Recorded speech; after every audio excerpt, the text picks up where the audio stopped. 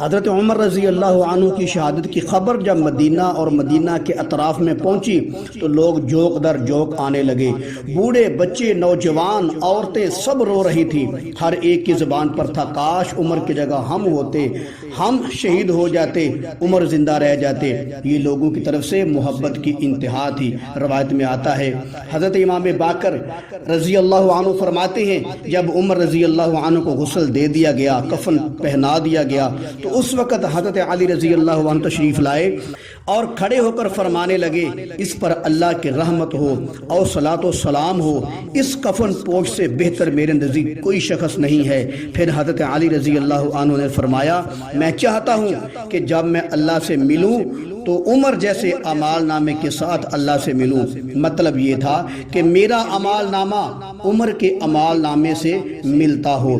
توجہ فرمائیں، بڑی پتے کی بات ہے، بڑی ضروری بات ہے۔ حضرت علی رضی اللہ عنہ نے فرمایا کہ میں چاہتا ہوں جب میں اللہ سے ملوں تو میرا اعمال نامہ عمر کے اعمال نامے کے مشابہ ہو۔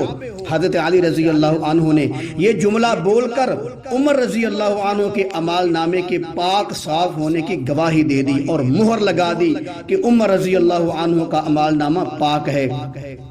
اگر عمر رضی اللہ عنہ کے اعمال نامے میں حضرت فاطمہ رضی اللہ عنہ کے مارنے کی، ان کے بچے کے شہید کرنے والی بات ہوتی تو کیا علی رضی اللہ عنہ عمر کے اعمال نامے کو اپنے لیے پسند فرماتے؟